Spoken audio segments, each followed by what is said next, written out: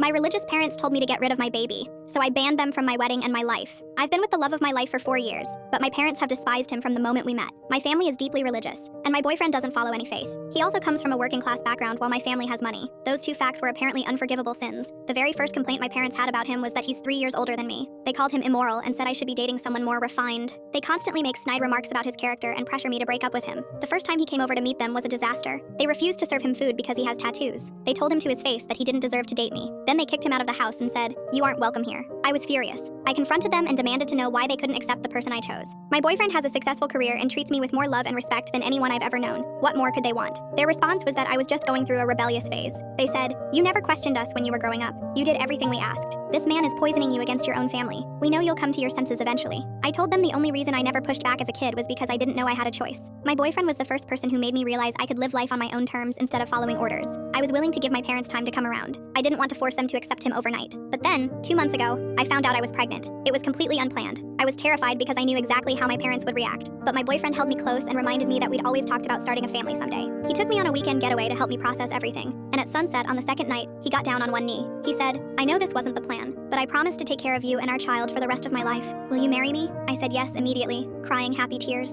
A few days later, we invited my parents over to share the news. I was a nervous wreck, but I never expected what happened next. When they arrived and saw my engagement ring, I could tell they weren't happy, but they forced smiles and offered congratulations. Then my dad turned to my boyfriend and said, "There's no way you could afford a ring like that. It's obviously fake. How sad that my daughter is marrying someone who gives her fake jewelry." My boyfriend doesn't tolerate disrespect. He looked my dad straight in the eyes and said, "Maybe if you were as good at parenting as you are at making money, your daughter wouldn't be so afraid to tell you she's pregnant." The silence was deafening. My dad immediately started accusing my boyfriend of trapping me with a baby. He said I was being manipulated and needed to wake up, but nothing prepared me for what my mother did next. She grabbed my arm hard and said, "You need to get rid of it, right now." I couldn't speak. I couldn't move. The woman who raised me, who took me to church every Sunday, who lectured me about the sanctity of life my entire childhood, had just told me to terminate my pregnancy. I burst into tears. My boyfriend physically removed my parents from his house and held me while I sobbed for hours. My own mother wanted me to destroy my child because she disapproved of its father. The next day, I sent my parents a text telling them they were no longer invited to my wedding and would never be allowed to meet my baby. The response I got back was, "Good, we're finally free of a burden." I thought that was the end of it. But hours later, they texted my boyfriend's phone with a completely different tone.